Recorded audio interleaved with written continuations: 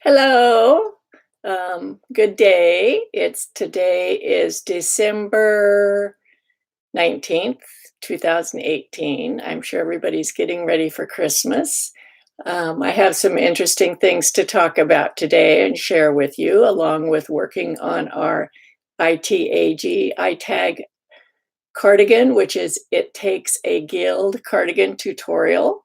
Everybody's coming along really nicely. I've been working on my second sleeve and almost have it finished. Um, so I'll wait for some people to get on here. Hello, Susan. Hello, Francois. Francois is translating this into French. And I think when I do my next update, I will be releasing what she has done so far in French. And then as she works through it, as I finish it and she finishes it, I'll also give those updates. Hello, Delise and Diana. Hello, Ruth. Let's see some more people on here. Pamela, hello. Demetria, hi. Oh, she finished yesterday. Francois finished yesterday. Hey, wonderful. Cindy Jones. So are you all just about ready for Christmas? Jane, hi there.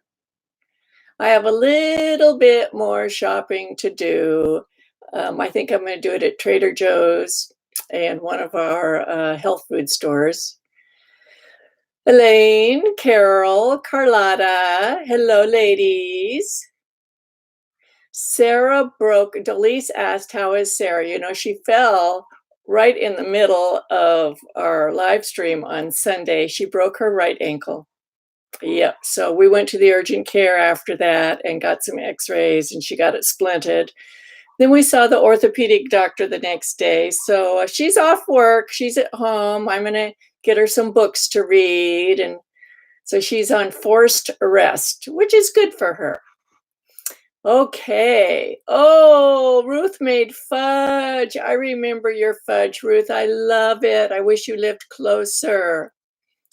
Hi, Bonnie, Selva, Diane, Lizanne, Kate, Candida, Diana Danko. Hello, Diana. Diana's the one that does the timestamps for us, and I am way behind on uploading them. She has them all finished, but I need to upload them, but I've been trying to knit on my sweater. Today, I vow that I'm going to finish the sleeve on my sweater, and then I'm going to get all the rest of those timestamps uploaded for you.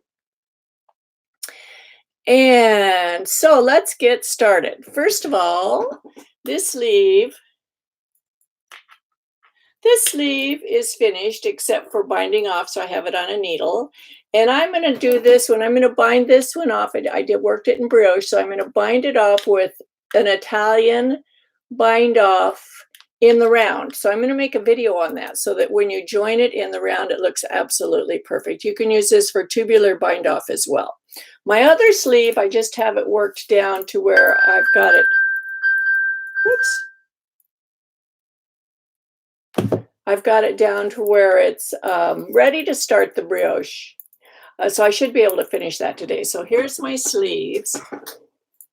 Yay! I can't wait to start the shawl collar. I have my yarn in my pocket. There's my yarn.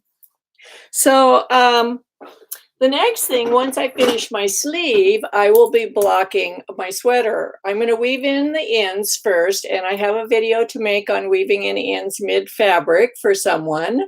And oh yes, Dolise wants me to mention that Pamela is our new librarian in our group on Ravelry. So she's going to keep track of the books that I mentioned and keep the list up to date for us. Yay! Thank you, Pamela. I made her a moderator. She's not going to be answering questions unless she wants to, because she's in the middle of working on her level 3 for her master hand knitting. Level 3 is the final level. And it's a lot of fun, but it's also a lot of work. And she's midway through that. So she'll chip in when she can, as she has times, but her main focus will be keeping our library up to date on recommended books. So I'm going to be weaving in the ends once I finish this brioche ribbing on this sleeve. And I'm going to make a video on weaving in ends mid-fabric. In fact, I'm going to use this cardigan for the video. And then I'll be blocking and making a video of the blocking process. Once it's dry, then I can start my shawl collar and the button bands. But while it's drying, I'm going to be working on my buttonholes and practicing them and working them in a swatch and figuring out which buttonhole I want to use.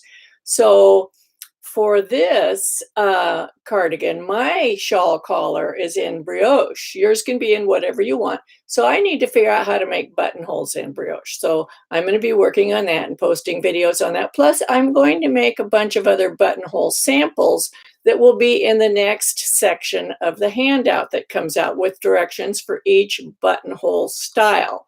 So there'll be horizontal buttonholes, eyelet buttonholes, and vertical buttonholes, and you can look and see what they look like. I'll do them in, I'll do some in moss stitch, I'll do some in 2x2 ribbing, and some in brioche stitch, so you can look at them and see which ones you want to do. Hi, Kathy, Kelly, Pearl, S. Revis, and Diane. I haven't sent knits. And Scott, hello. I think I've got everybody else. Don't forget to give me a thumbs up. If you have not subscribed to my YouTube channel yet, please do, and invite your friends to. That's what YouTube uses as their highest metric to decide how worthy your videos are of them promoting. So the more subscribers you have, the more likely they are to promote your videos. And I would like to have my videos promoted as much as possible. So, yes, moss stitch buttonholes, that's Bonnie. I've seen some of the ribbing done with moss stitch. I guess you would call it a border. It's not really ribbing. The bottom border done in moss stitch. Dimitri is doing hers that way. Also, one of our local ladies is doing hers in moss stitch, and it's stunning. It's unbelievably beautiful. So have you looked at each other's projects on Ravelry? It is fun. Go to Ravelry, go to the main cardigan page. It takes a gilt cardigan, and then it'll say how many projects there are down over to the right. Just click on that, and all the projects that people have in process where they've posted pictures will come up, and you can look at the pictures of each other's projects. You can also favorite them, give them a heart, tell them that it's beautiful, and give each other support and a pat on the back. It always feels good. Okay, so Kathy says hi this is Kathy Trakowska from the sunny Gold Coast in Australia. She's staying with family for the holidays. Internet a little flaky here. We'll stick with you as long as I can. Okay, I hope it stays on for you. Jane Hart, I have to mention to you that when I noticed that you looked at my project page and complimented my work, that meant the world to me. You're such a wonderful person. Thank you. I do like to look at your project pages and leave comments, and it's very fun for me because this is like giving birth to multiple children for me. You're all knitting my baby, and I love looking at it. So let's see.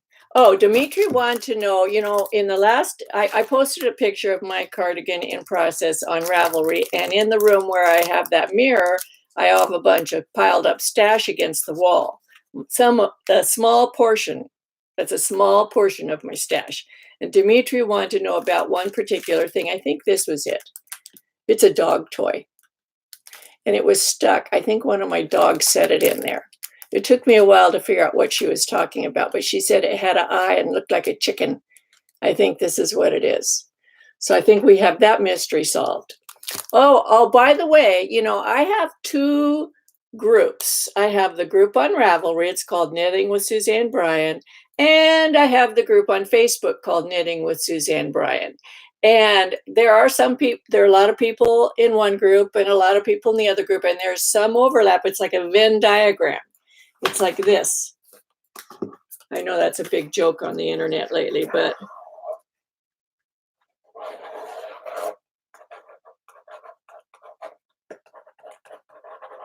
so it's a Venn diagram like this. So here's my Facebook group, here's my Rav group, and there are a lot of people that are in both groups. This part's probably a lot bigger. But some of you may not know that I have a Facebook group, and some of you may not know that I have a Ravelry group. You're welcome to join both groups. It's okay. And different things happen in those groups because of the way Ravelry functions and the way Facebook functions. So I use them both. And yeah, Dolly says, Facebookers, join us on Ravelry. The advantage to Ravelry is our conversation can stay in somewhat organized threads, whereas on Facebook, when you post something there, it goes down the list as other people post things on top. And it may get lost down in the list, and it might be something important that you want me to look at and talk about. So be sure to come on over to Ravelry if you haven't already, because we have Dolise and Demetria. Keep it under control over there, and it's all very organized, and you can find answers to your questions and also share your pictures and chime in. And Kathy says she's in both. She doesn't like to miss out. Me either. I'm in both. So there's several things I was going to talk about today. One is, the pocket on this cardigan. I started working on that a long, long time ago. I wish I had dated it. But I have a file, I actually have 4 drawers of file cabinets of projects that I've worked on, or classes that I've taken, or classes that I've taught. And I keep all those materials very organized, and I have them from way back. So this is my folder on the diagonal pocket. And so I wanted to share with you how I came up with this idea. So I started out with, I don't know if you can see this. Let's see. If I turn my light on this, I turn it away. Oh, that's better. Okay, so this is knitter's graph paper. Now, this is some that I bought before I knew that you could get it online. You can get knitter's graph paper online. What's different about knitter's graph paper is that the grid lines don't make squares, they make rectangles. And so you can put in your gauge. If you're getting 5 stitches and 7 rows to the inch online, you can go to, just put in Google or DuckDuckGo. I've changed from Google to DuckDuckGo. I don't know if any of you know about that, but DuckDuckGo does not track you. And you don't get all those crazy advertisements about something you bought online and they show it to you forever after.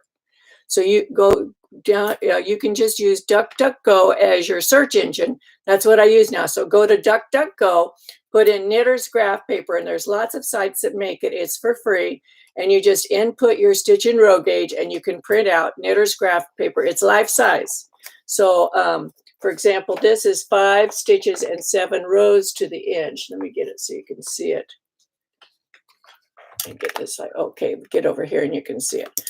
5 stitches and 7, so you can see that the grids are not square, they're rectangular. So I drew out my pocket. This was for a specific project, the first sweater that I used it. And this is my initial drawing. So I put my cable in over here and where the increases needed to be to make it slant and all of that. And then I worked it. And when I worked it, I found I needed to make modifications. So this is my second drawing. And these are all the modifications that I made to it. I made it bigger. And I added stitches for cable flare compensation and for the edge to curl over on the pocket opening and things like that. So this is how my ideas start, just to share with you. I put them on paper first. And then I knit it, and then I make adjustments, and I came back and recorded it on the paper. And so this can be worked. When I actually publish this pocket, I'll publish something like this. This can be worked top down or bottom up because of the way that I drew it on the graph paper. So that's that. Dolly says, I'm still anxiously awaiting a Suzanne Bryan vest pattern that uses this specific pocket. Me too. And I have the exact yarn that I'm going to use it in. It's going to be a bulky. It's from Blue Moon Fiber Arts, and the color is pond scum. It's my favorite color. Being a redhead, we like those strange colors. Okay, let me go see if there's any questions on this so far.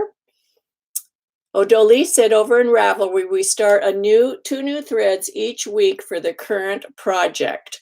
So we have one that's called technical and one that's called social. So you can ask your technical questions in the technical thread. So I know to go look at those, but also the other people who are knitting this project oftentimes have wonderful information to share with you. It's not just me, it's everybody working on the project. Then the other thread is social, so you can chit chat and talk about your ideas and show your pictures and all that kind of stuff. Let's see. Susan Powell, trying to do the combining row, but as top stitch and cable stitches is twisted stitch, I'm a little bit troubled about how to do the combining. I would twist that stitch, Susan, before you combine it, so it stays twisted. The bottoms, the pocket lining stitch does not need to be twisted. It'll look fine. Hi, Judy. She says she's working on her sleeves. Well, I've been working madly on my sleeves because there are two people that were ahead of me. So I stayed up last night and actually watched television with my husband. I am not a TV watcher, but I made that sacrifice because it helped keep me awake. Otherwise, I would have gone to sleep, and I got more done on my knitting. Okay. Elaine, don't forget to put the question first. Oh, yes. Diane said,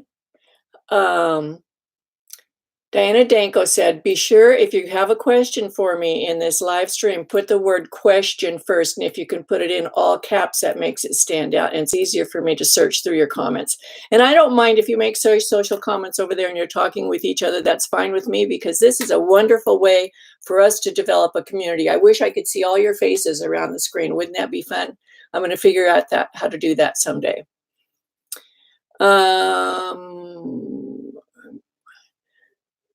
Sharon, hello. Diane Aubrey, she says, woohoo, my sleeves are done, yay. Okay, so I'm going to talk some more things about how I work through ideas, and then I'm going to answer the questions for this week from the live stream questions. That's another thing we have on Ravelry that we don't have on Facebook. Over on Ravelry, if you have something in particular that you would like to ask me during the live stream, you can post it in advance, and that way I can take a look at it and be ready to answer your questions. So, you know how I have those videos on stripes without jogs?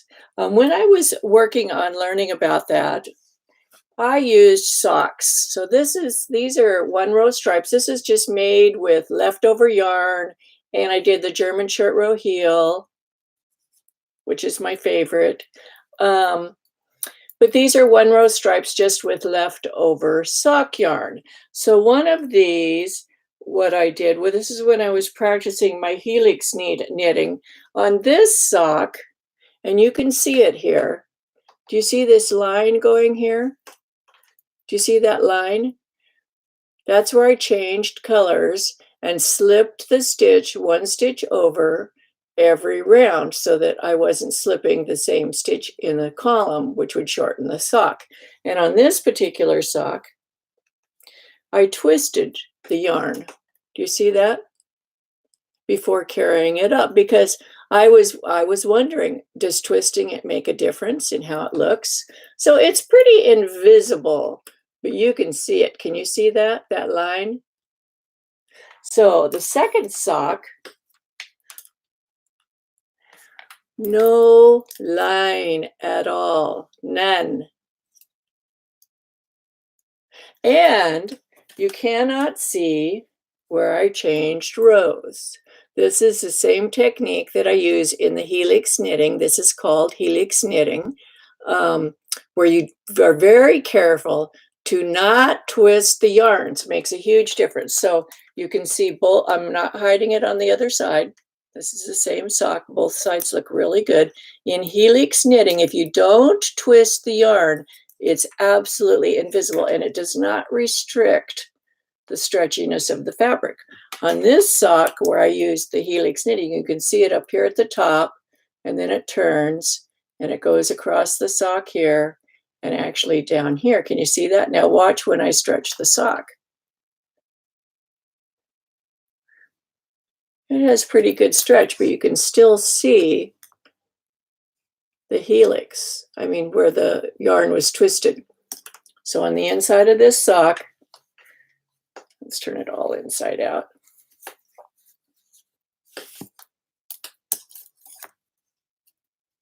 This is what it looks like where I twist it. It looks like a barber pole. And on the inside of this sock,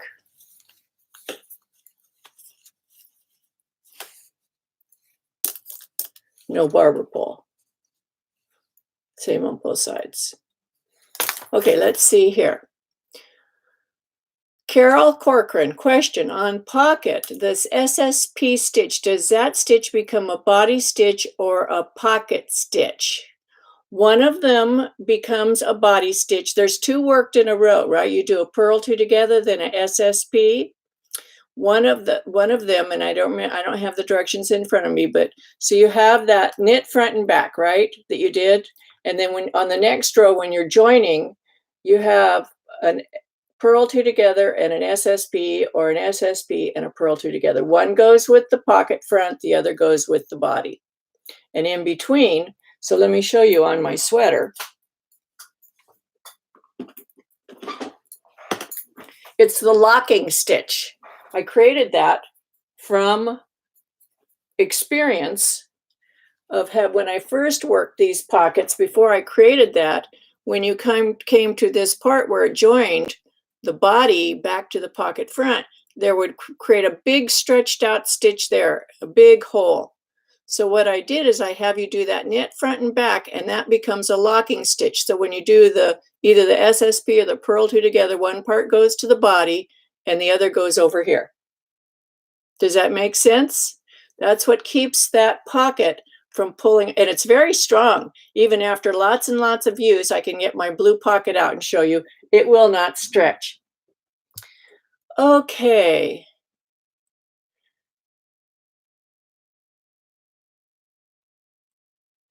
Valerie Marshall, she says hello to all of us, and she's not making the sweater, but she watches us all the time. Well, you know, all of these tips that I give you for this sweater, you can use for any knitting. In fact, one lady was on Facebook in our group, and she asked if she could use the same concept of adjusting the arm size to the body size for people where their arm and body aren't the same size, if she could adjust that in a different sweater. Yes. That's why I'm teaching you this stuff. You should be able to use it forever forward to adjust your garments to fit you. Once you learn how to do this, you'll use it in every project from this time forward. Okay. B. Yasmin says, you are so solutions and technique oriented, Suzanne, that I recommend you to every knitter I know. Thank you. That's awesome. I like that. So back to the stripes. So here's a pair of socks with a 3-row stripe. So this was when I was working on stripes still. And you can see the jog there. Can you see that? This is the same sock over here. And you can see the jog here. But the only reason you can see the jog is because it's multicolored yarn. Now in this sock, I used that slipping the first stitch, and I did twist it because it's 3 rows. So you're carrying, I'm not going to cut my yarn for 3 rows. I would have so many ends to weave in, it would be horrible. So I did do the twisting technique, and it doesn't restrict the sock like I showed in the other one, but it does keep the stitches in alignment on the row they should be on. So even though we can see this line here where the stitches are still lined up, really the only reason you see the line is because of the sudden color change. So it's pretty good. Like use this one for an example. See it? It's pretty much straight across there. The reason you see the line is because the purple changes to green right there. And same here, yellow changes to red. So that's how I study things. I try them. And socks are a great little medium to try techniques on because they're little, and I like to knit socks. So, Carol, Question, on that locking stitch, we took one stitch from the body and one stitch from the pocket and did SSP, so I didn't know if it was body stitch or pocket stitch. You'll know in the directions, just follow the directions, because from that point forward, you'll be working across the front of the pocket and then into the body. Just follow the directions just like they are, and it'll work out the way they're stated. There's no other way to do it. Okay, so I know that some of you are working through the Master Hand Knitting program, and I thought I would share one piece of that also today. These are my Argyle socks. So in level 2, you have, is it level 2 or level 3? I think it's level 2. You knit an Argyle sock. So what the thing about an Argyle sock is, Argyle normally is not knit in the round. It's in tarsia, okay? And usually you work in tarsia flat. So this sock is seamed up the back, but you can't really see the seam.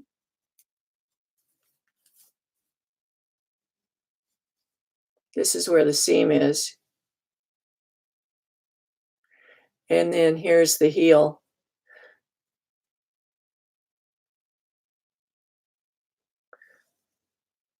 So you seam it here. Let's look at the inside.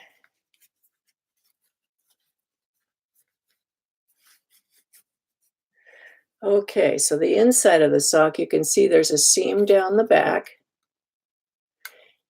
And then you do the heel, and then there's a seam down the side, right here. Then the toe is all knit in the round. So you know how on this sweater, how we're knitting the sweater flat, and then we go and we pick up the stitches and we have to knit in the round, and how I told you to recheck your gauge from knitting flat versus knitting in the round. For many people, there's a difference. So I was on the Master Hand Knitting Review Committee for many years and as a co-chair, and that's one of the things that I looked for, was the person's gauge on their Argyle sock the same knitting in the round as it was flat. And that's when I really, I had to do it myself. I was the student going through the program too before I was on the committee. So I had to learn that my gauge should not change between knitting flat to knitting in the round, and how to compensate for that if you need to. So that's part of learning the Argyle sock. And then I did knit in all of my stripes. They're not duplicate stitch. Mine are all knitted in as I went. Okay, let's see, more questions? Carol says, on your Helix knitting, would you please explain why it works? I can't wrap my brain around why there is not a gap between the first stitch and the last stitch. Yes, let me see if I have my slinky in here. I don't see my slinky. Remember slinkies that go like this? Those are a helix, like a barber pole. A barber pole is a helix.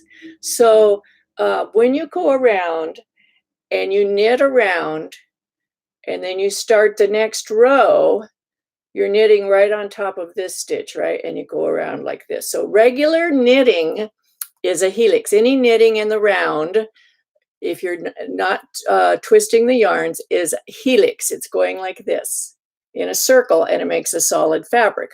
When you add a second color or a third color, it just becomes part of the helix. You actually have to knit it to see how it works.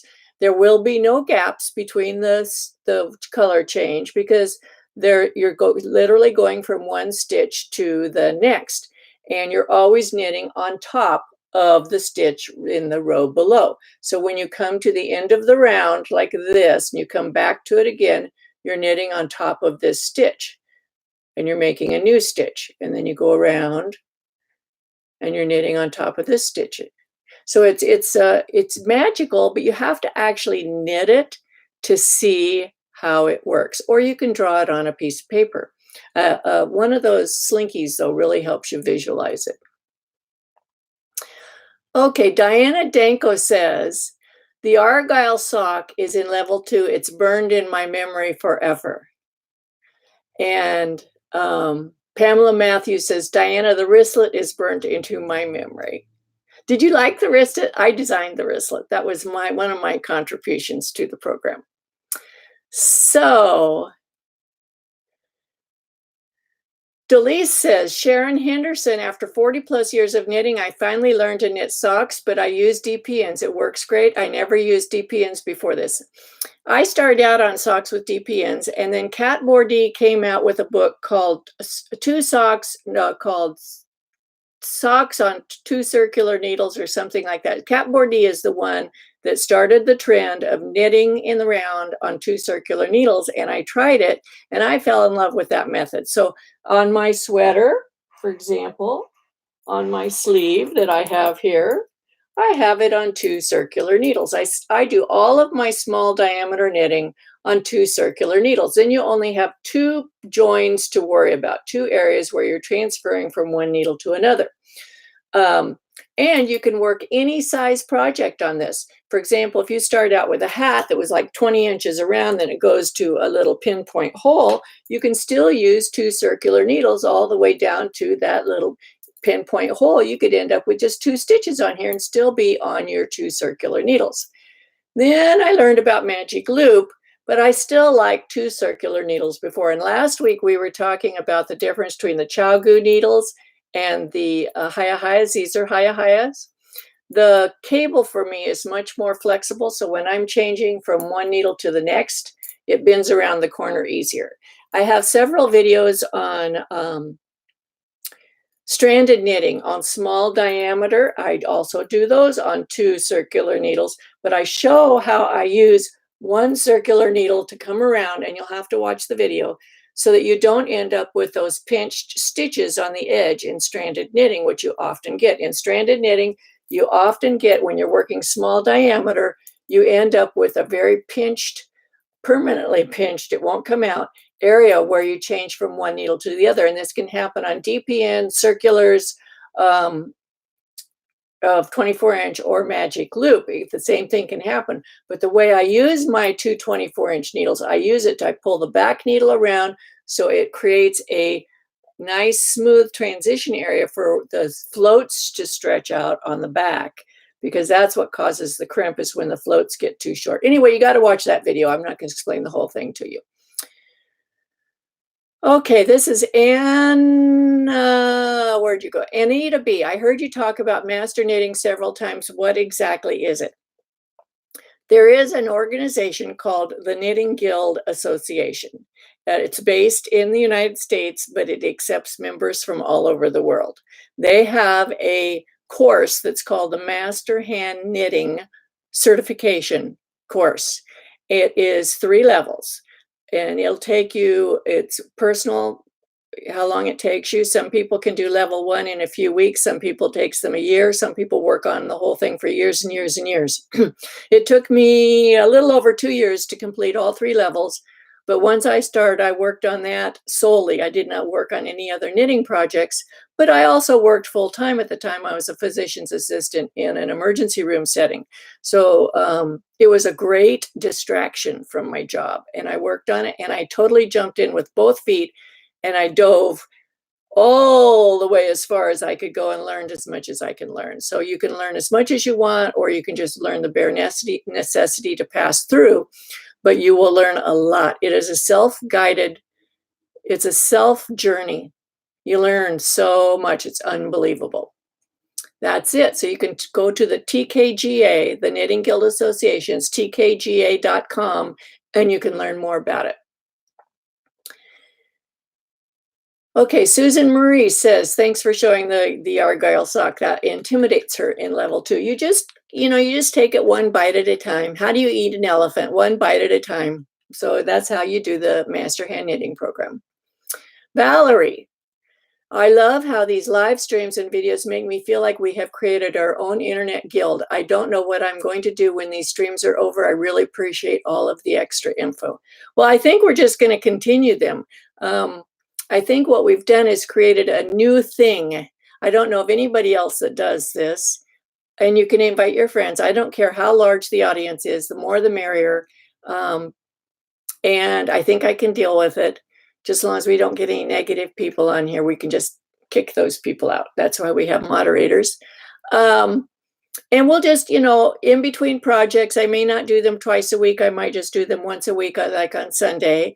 And then when we're doing the knit-alongs, we can do them twice a week. I can talk about knitting forever, let me tell you. There is so much. The ocean is so big, and I have so much more to learn myself that this helps me because I stay in the learning process.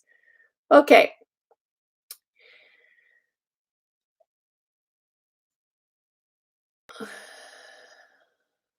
So Manishagaria says she's had to put he's had to put their project on hold because of other projects they have deadlines for. That's okay. We'll still be here. All of these are recorded. You can watch them whenever you want. All of the videos will stay available to you for as long as you want to watch them. I'm never going to erase them. They'll probably still be there after I'm dead. Okay, so Dolise says she uses DPNs for socks mainly because that's how the designer taught. I needed to strictly follow the leader. I used Cap Bordy for all of their knitting in the round. It's great. Yep. But try different techniques. Knit one sock with DPNs and knit another with 2 circulars. Try magic loop, see what you like. I have a video called Foundation Skills for Knitting in the Round, Rona. You said you always seem to have ladders with your 2 needles. Watch my video. It's called Foundation Skills for Knitting in the Round. I show you how to avoid ladders. I show you on DPNs. I think I'd show 2 circulars on there too, so you can take a look at that. Yeah, Diana Danko says it's tkga.org. Go to that address and you'll find out about the Master Hand Knitting Program. I highly recommend it. Okay.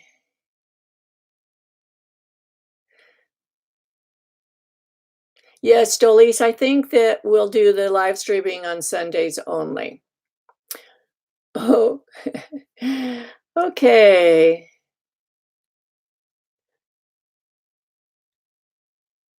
Hi, Scott. He's popping in and out.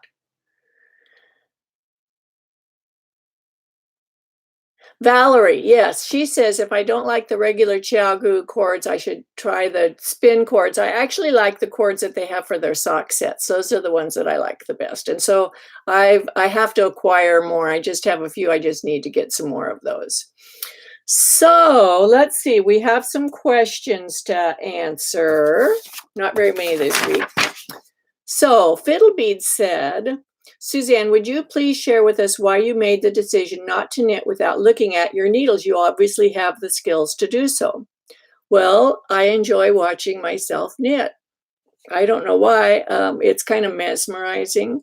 I get into like this Zen thing. It makes my brain feel good. I like to knit because I enjoy it. So I like to watch my knitting. That is part of the calming part of it. For me, that's just personal preference. So she also has, Suzanne, I still don't understand this instruction for the sleeve decreases for 2 yarns. So what she's talking about is when you have 2 hand-dyed yarns, as I did in my sweater, I had to use 2 hand-dyed yarns. So on the sleeves,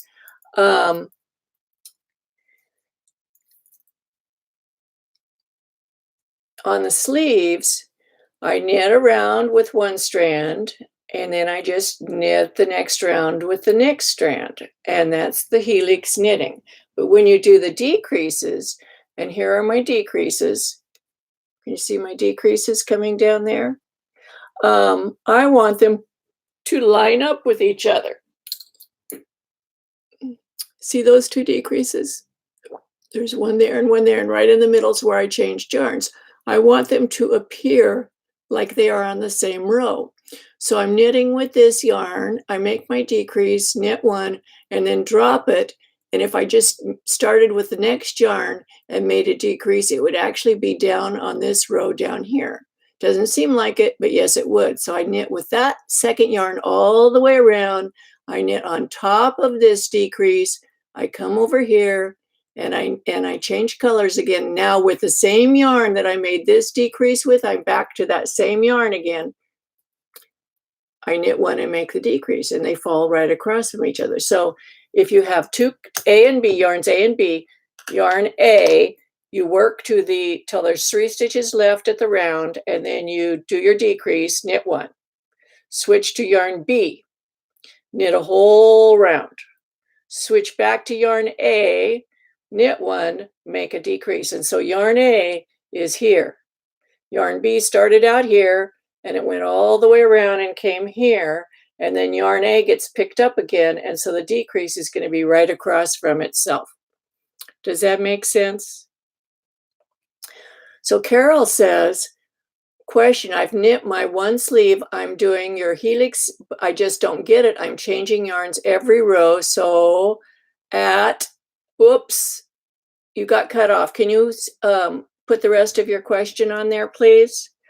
I may need to make another video on the Helix knitting to show it more clearly. Maybe it wasn't clear enough in the video. Okay, so let's go back to the questions. This is Hope in a Stitch. Could you talk a bit about extending the cable into the cuff, pros and cons? So what she wants to know, she has very small wrists as I do. And when I said you could take the cables down the back of the sweater and the sides into the bottom portion, you don't really need to worry about compensating for cable flare because most of us are bigger down there anyway, and it just allows everything to be fit our shape better. But on her cuffs, because your arm's getting smaller and smaller and smaller, she doesn't necessarily want cable flare right here because her wrists are very small. And if you want to bring the cable down through your ribbing, I would plan it so that you end on a crossing row right before, actually as the bind off. You could do the crossing row during the bind off row.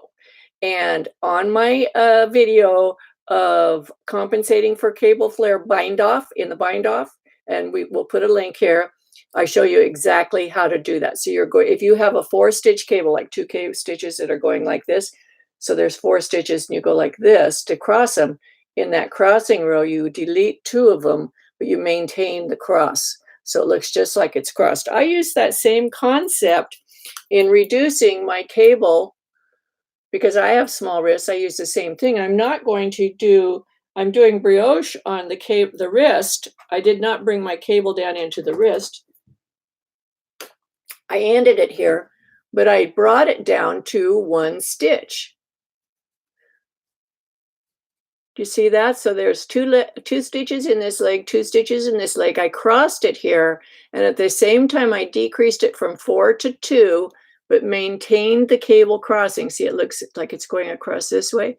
And in the very next round, I decreased the 2 to 1. So it just brings it to a point. And that point happens to fall, I planned it this way, in the orange purl ditch. So that the color just continues down. So it doesn't abrupt endly. New English here, just came out of my mouth. It doesn't end abruptly on a gray. It ends onto the top of an orange.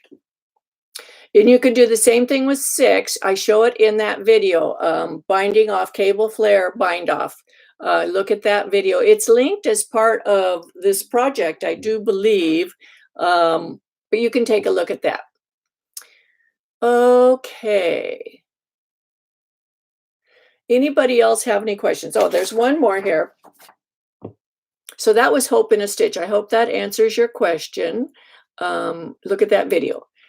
Demetria says, could you confirm at what rate to decrease the extra stitches when the cast on at the underarm is for one size, but the back pickup number for the sleeve is a different number? In my case, I had to cast on 12 for the body, but only 8 for the sleeve. Because of the hole reduction, I'm actually ending up with 16 loops to pick up, which is reduced back to 14 after the first round. If I understood the hole reduction video instructions correctly, that means I still have 6 decreases to do. So I think I should do 2 per round. Yes. Therefore, it'll take 3 more rounds to get my sleeve size stitch count. Yes. Is that correct? Or should I have done all the decreases on the first round? I think that is correct. And what I would do, so what she's saying is that her sleeve underarm here, she had a certain number cast on for her. Here's my underarm. Here's the underarm. This is where my beginning thread is for cast on. It's loose. So we have our underarm. She cast on these stitches and then continued the body down. Right now she has the sleeve. So and this is where my yarn is. So those holes will close up when I weave in my ends. She's picked up her sleeves, her sleeve stitches right here, and she has more than what she wants. What I would do in the next couple of rounds is I would work on this side. I would work an SSK right here. This is the body. This is the underarm sleeve, body, underarm sleeve. I would work an SSK here, work until there's one sleeve stitch and one body stitch remaining, and do a knit two together, work round.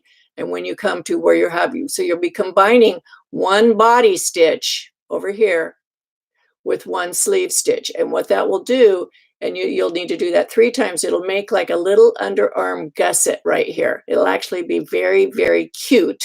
And it will get rid of those stitches without doing your decreases right in the middle. And then you can continue your decreases in the middle for the sleeve shaping. So this is what my underarm looks like on the inside and outside. This is using my video. Here's one side. So it's a very small hole there, but it really isn't much different than my raglan shaping there. This is where I picked up, where I've started my second yarn. That's where that hole is. And when I pull that, that'll close that hole. That's just the second yarn.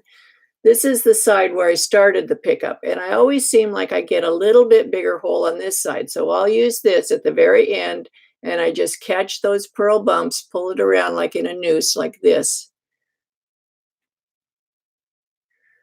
I'll catch them like in a noose. It's really not very big. It's really pretty small. I don't know if you've done this before in other raglans, but you end up with a pretty good size hole here and here, and you end up going back and weaving ends around them. This method is pretty good. I don't know if any of you've tried it, but try it and see what you think. Okay, any more questions here? Okay. Okay, Susan Powell, she says, the decreases for cable flare with twisted stitch. If I do decrease, and when I need to continue the twisted column, I need that decreased stitch again, don't I? I'm not sure what you're asking. The decreases for cable flare with twisted stitch. If I do decrease, then when I need to continue the twisted column, I need that decreased stitch again, don't I? If it's a 2-stitch twist, I wouldn't decrease that if you're going to continue that down into your ribbing. You would just continue doing the twist right down into your ribbing, and then you could decrease on the very last, on the bind off row or after the combining row. If you're going to carry the twist down, don't decrease on the twist.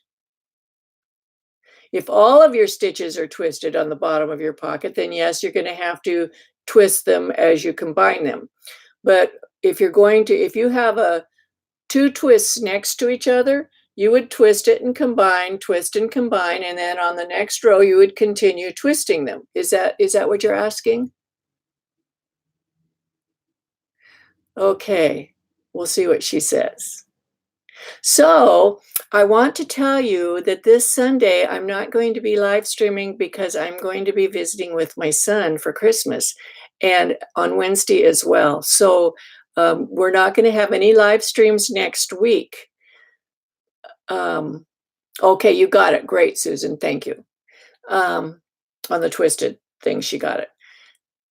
This Sunday and following Wednesday, I'm going to be visiting for Christmas with my family, and I'm not going to be live streaming.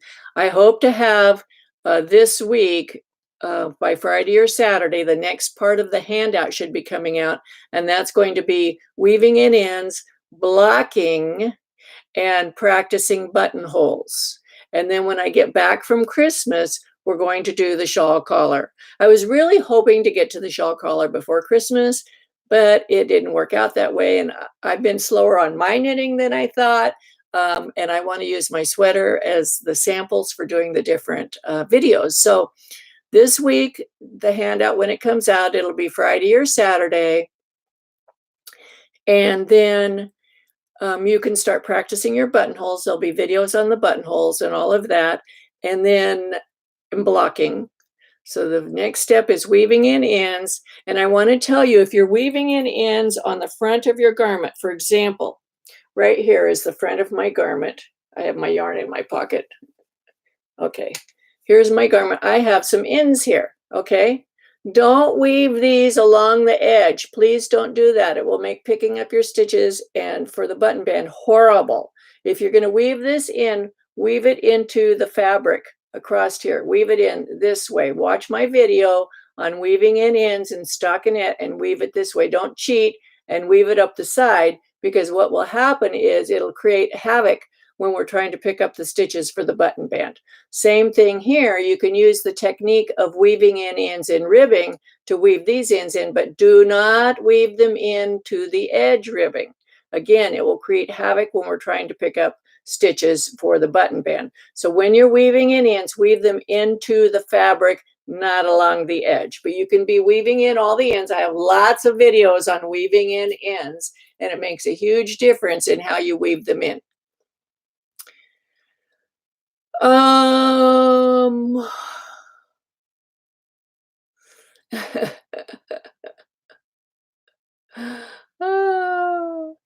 Bonnie Davis wants to know if I'll show the noose. Yes, I'll show the noose. And Kathy says she's knitting face washers and dishcloths on the Gold Coast. Yay! Those make great gifts for people. They really, really do. So is there anything else we need to talk about today? Oh, Pamela Matthews says, one of the best things I learned in the TKGA Level 1 for the Master Hand Knitting Program is how to properly weave in ends. Me too. That was huge. Now I actually love, I can't say I love weaving in ends, but I like it a lot better than I did before because I get such good results. It's like seaming. I love seaming. Before I hated seaming because it took something that I had thought was beautiful and turned it into this funky looking thing because the seams didn't look good. But I can seam anything now, and I love the seaming part. I love doing that. Judy Joyce, should we then be switching yarns for sleeves? I would, for the sleeves, at the same place as you're doing the decreases, I would do it right in the middle between the decreases. So put your marker for the middle of the underarm, and that marker will go all the way down the sleeve, and that's where you'll change yarn, is at that marker. When Kathy says it's withdrawal symptoms, I'll have withdrawal symptoms from you guys. I feel like you're my family. You're my friends. I love this. You know, I don't get to meet you in person, but I get a feel for your personality. Okay, Kate Wilson says, Suzanne, I asked a question in 2 groups, but I haven't had an answer. I'm not clear how to measure your arm length. Okay, let's go over that. For this particular one, okay? Remember when we did our schematic and we did our body measurements, we measured from back here, this bump on the back of your neck, down your arm with your arm slightly bent. So we measured down like this, right? To the point on your arm where you want your sleeve to end. That's on our schematic. So that's called back neck cuff length. Then after you've knit your sweater to the point where you're divided for the body, which is right here. So here's the back of my sweater. Here's the middle of the back of my sweater. And here's where I divided the sleeve off, right? Right here. So all of this was on waste yarn from here to here. Here to here was on waste yarn. That's the sleeve. While I knit the rest of the body, correct? So when you come back and you have to figure out, okay, so how much more sleeve do I need? What you're going to do is measure from the middle of the back across the sweater to the point where you have the sweater on the waste yarn. That's how much you have done already of the sleeve from the back neck to cuff. You've done that much. So let's say that from here to here, you have 35 inches, and this is 15 inches from here to where you ended here. And I'm just making up numbers. That means you have 20 inches left to knit. You just subtract this number of the sweater, so it's like right here, from the full length of your arm, and that leaves you how many inches you have left to knit your sleeve. Then you can look in Ann Budd's book and see how many decreases you should be making to make your sleeve turn out the right at the wrist. Now for me, I know that my wrists are super skinny and I need fewer stitches on my wrist. So I use this technique right here. I use the bottom of my sweater, which already has the ribbing done, and it's the same ribbing I'm going to use for my sleeve. And I just measure it around my wrist at the tightness that I would like my sleeve to be. And then I count the stitches. For me, it turned out to be 50. And then I know I need to have 50 stitches right at the cuff before I start my cuff. So that's what I did on my arm. And this arm, I'm just getting ready to start the brioche. So then I know I did all of the standard decreases that Ann Budd has, and I did it over my inches, okay? So she wanted me to make 15 sets of decreases between here and here, and I did over my length. Then I still needed to make more decreases because I wanted to only have 50 stitches down here. So I did that in the very last row. I turned 4 stitches into 3 all the way around. I knit 1, knit 1, knit 2 together, knit 1, knit 1, knit 2 together, all the way around the cuff, being careful to keep my orange in the right place. Now I'm ready to start my brioche. And then my sleeve fits me. It fits my wrist because I have skinny wrists. So there's 50 stitches, see?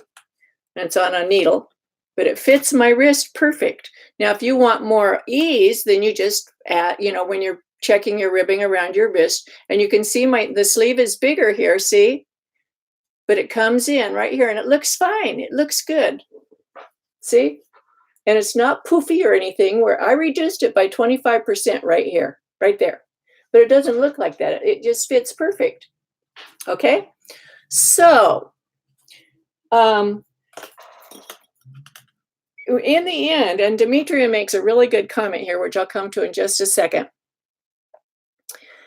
Let's see.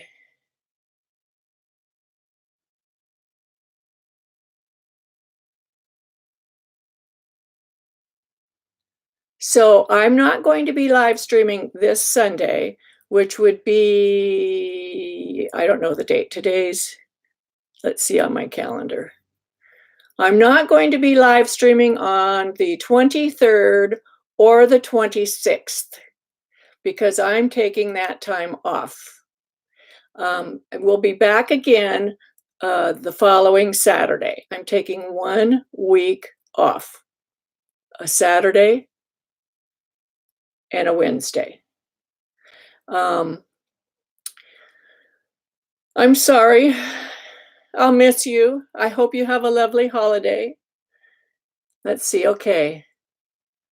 Dimitri says, we were talking about the wrist and measuring the length and everything. I like your method better. I don't think we need to look at tables for this. It's just subtraction and division. Exactly.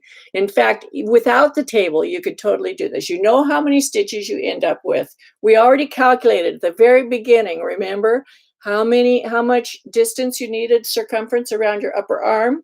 So we measured our upper arm and we added 2 inches.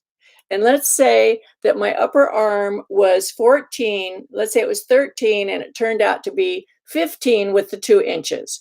And that I'm using 5 stitches to the inch. So 5 times 15 is 75, right? So I know I need 75 stitches up here. Then you can measure your wrist, which we did. Remember, we measured our wrists on our schematic. And let's say my wrist is 8 inches. And I want 2 inches of ease on my wrist. So I made it 10. That's pretty big. I might not want any inches on my wrist. So I'm going to stay with 8 inches. My wrist is actually like 6.5. I'm trying to think of a number that's easy to multiply. So I'm going to say 8, and 8 times 5 is 40. So we're going to go from 75 stitches to 40 stitches down here. So that's a difference of 35 stitches. Let's make it 34. That means I have 17 sets of decreases to do between here and here. See, no book. You can just figure it out. And that's how I like to teach knitting. Once you learn the concepts, and as we go through these knit-alongs, it'll get easier and easier and easier. Even if you don't knit them, but you follow along. But I'll tell you, you will learn the most by knitting them. And eventually, I would say maybe in a year, if we do this, you'll be able to knit just about anything you want without a book, with nothing. When I make my sweaters for myself, I don't use a book. The reason I used a book for this is because I don't want to have to do all the calculations for every separate person. And Ann Budd has already done all of those calculations. So it's very easy to use her book. When I taught this class in my home, which I taught it 2 times in my house, I made everyone's calculations or taught them how to do the calculations. And one thing I've learned about knitting is that people don't like to do math. So if I can find some way for them to get the numbers without doing the math, that's very helpful. But in reality, if you don't mind doing math, you don't need a book. You don't need anything. All you need is pencil and paper, your brain, your knitting needles, and some yarn. And you can make anything you want. And that's how I teach knitting. I think I'm getting allergies. My nose itches. Okay. So you guys have a good Christmas. And I'm going to take Sarah to Barnes and Nobles after this, and we're going to pick out some books for her to read since her ankle is broken. I'm going to be knitting on my sweater. I will be on Ravelry and Facebook all the time, just like usual. I'm not going to just cut out. It's just that I'm not going to do live stream. I will continue putting out the other videos. So have a good holiday. Enjoy yourself, enjoy your family, and we'll see you back here. Take care and happy knitting.